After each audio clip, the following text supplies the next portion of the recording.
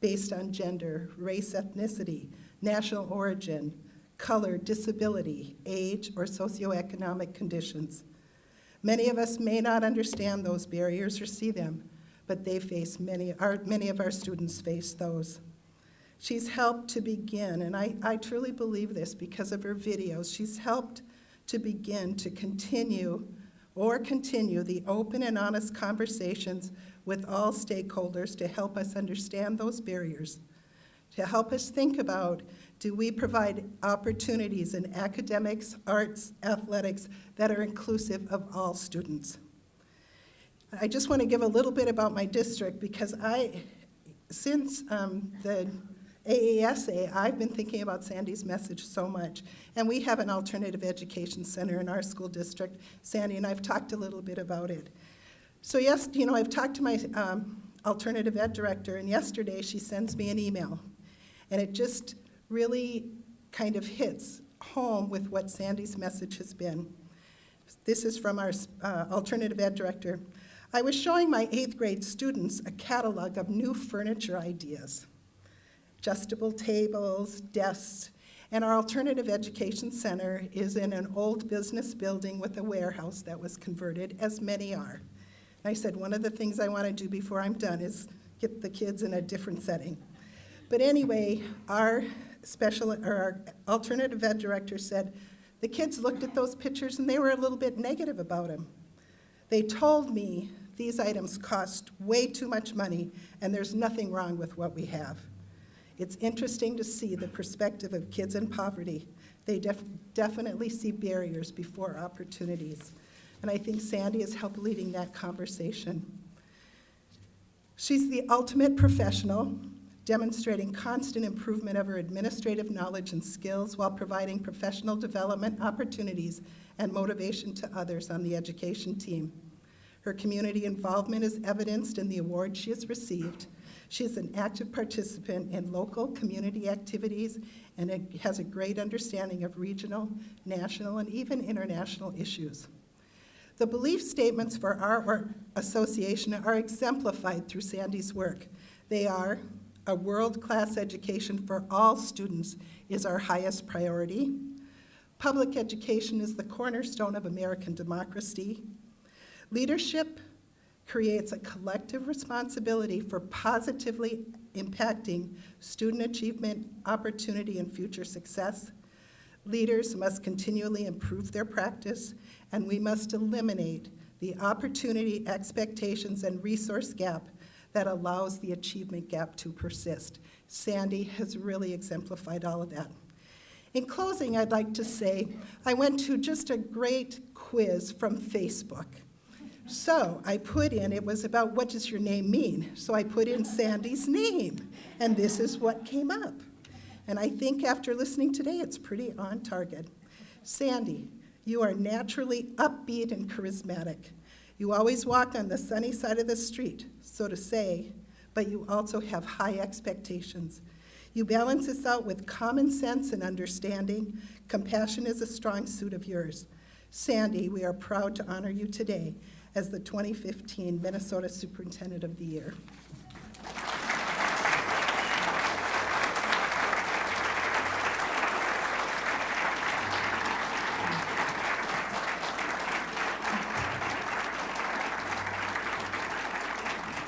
Thank you so much, Dr. Kovash. And now I am pleased to reintroduce David Maroney, who is a partner and architect from ATS&R, which is the sponsor of the Minnesota Superintendent of the Year program. And Mr. Maroney will make the presentation to Sandy. So please join me in welcoming David Maroney one more time.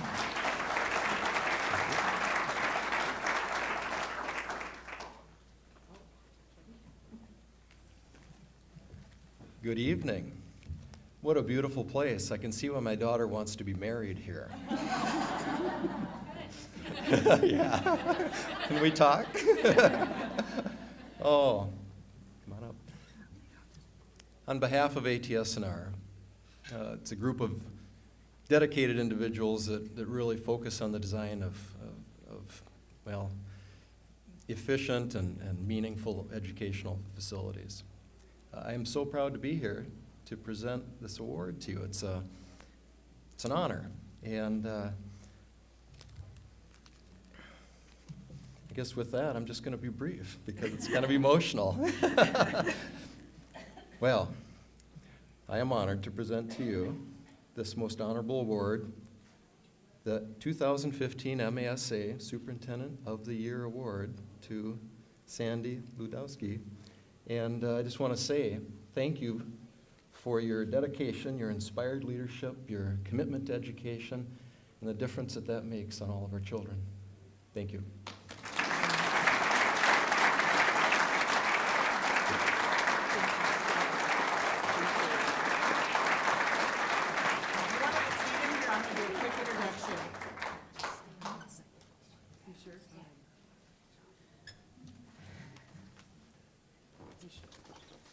This is complicated. We'll be done dancing. I know. I just have a brief introduction before Sandy speaks. In the 8 years since we've been doing the videos for District 287, 3 words appear over and over and over again. You can join me. I think we'll all know them. Responsive, innovative, solutions. Right. My husband teases me sometimes that after a long day of recording or taping, sometimes he'll hear me in my sleep. Responsive, innovative solutions. And I'm not talking about him. Sorry. Can I go there? I'm glad you laughed. Linda and I sometimes joke that if a line in the script just doesn't read properly or correctly, if it's awkward, or if we can't come up with a creative way to say something, all we do is we put in the 3 words, responsive, innovative solutions, and everything is fine. The script sails along. It's the District 287 brand, of course, and the 3 words we've heard so often, they describe this district perfectly and powerfully. And I'm going to make the case right now that these 3 words also perfectly and powerfully describe our honoree tonight. It's Sandy's brand as well as the district's brand. She's responsive. In 2005, when she took over the job, she saw a need for sweeping changes and came up with a new strategic plan, and she redefined special education. She's innovative. She expanded online learning. She set up a new partnership with Hennepin County and has redesigned learning centers to meet the needs of thousands of students. And solutions? Is there anyone sitting here in this room tonight who would disagree that the woman gets results? She gets things done. It's why we're all here tonight. And oh, by the way, people love working for her. And I know how proud everyone is over the designation of District 287 as a top workplace in Minnesota, not once, but twice. She is a true leader in every sense of the word. And now please join me in welcoming the Minnesota Superintendent of the Year, Sandy Lewandowski.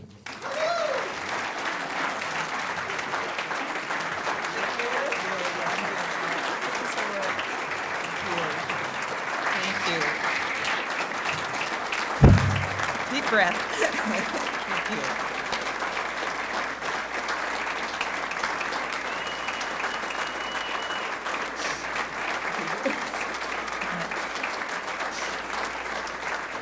So David, you thought you were going to get emotional. I knew when I teared up at the ice sculpture it was going to be an emotional night.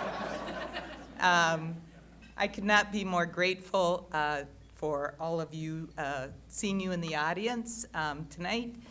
I don't know what you expect when you kind of prepare for this kind of reception, but I know I wasn't expecting the outpouring of sentiment and friendship and the remarks from my colleagues. I just wasn't prepared for that, and so I am grateful for it, and I'm just so appreciative to be here with you tonight.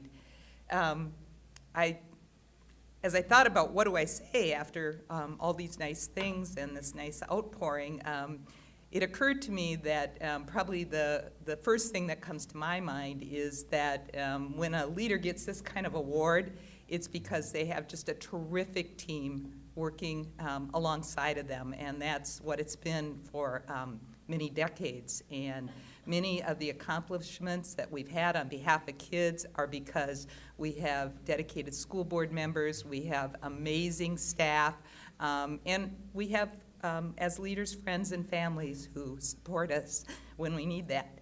On the other hand, when I think about the specific application for the Superintendent of the Year, I know that I had to submit a video. And I remember a day last summer on my deck with Linda and Ken and Cindy interviewing me. And I wasn't doing particularly well, I have to say. It's remarkably hard to say the right words on cue.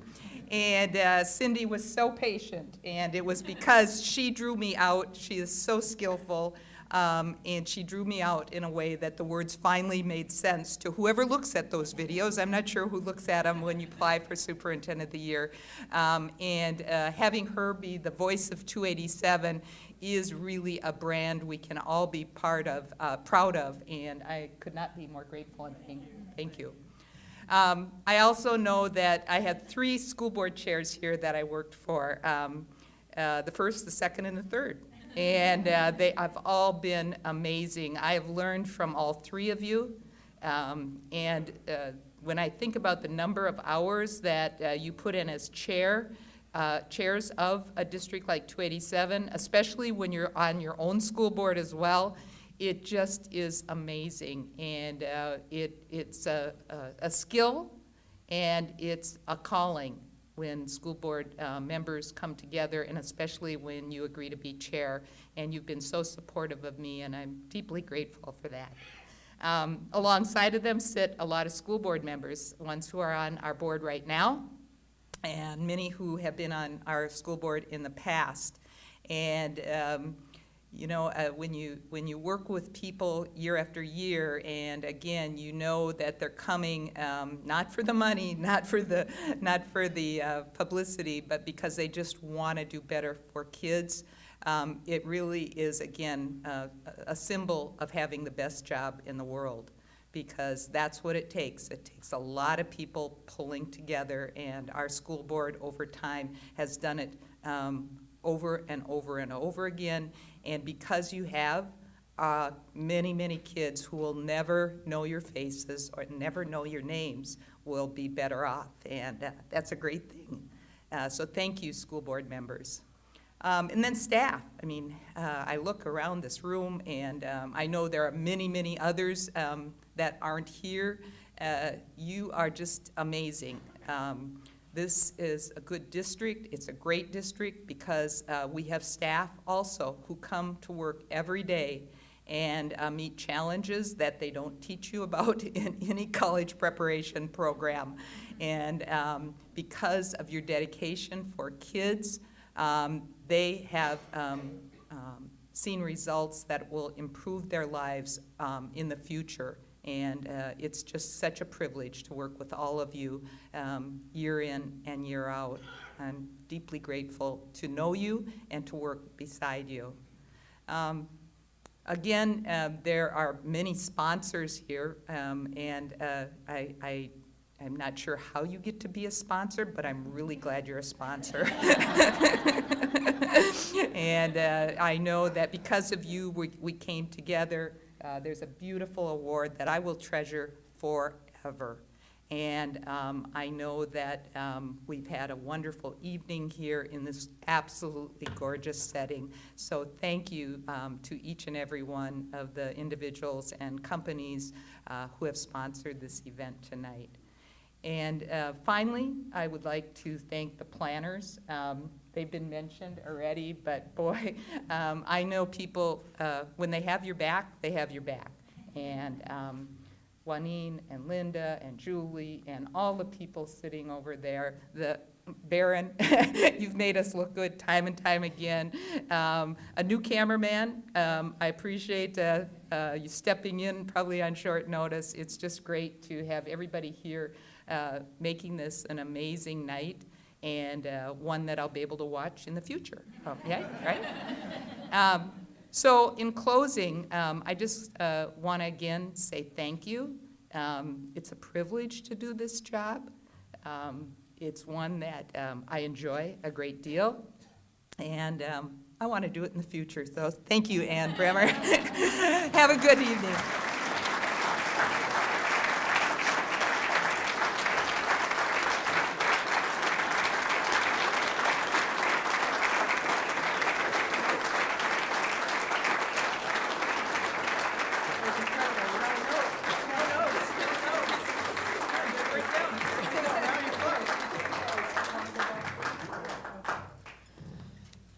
Well, she's going to make her way back to her seat. Just as we close, the reason this evening is amazing is because Sandy's amazing. I think we all understand that. We do want to thank again the sponsors, David, ATS&R, and everybody who came tonight to honor Sandy. And Linda asked me to invite you to stay to enjoy this beautiful venue. If you haven't had dessert, there's dessert up here. But Sandy, once again, congratulations. We are all proud to work for you, to know you, and just be part of the world that you're in. We're glad to be part of it. Thank you so much, and congratulations.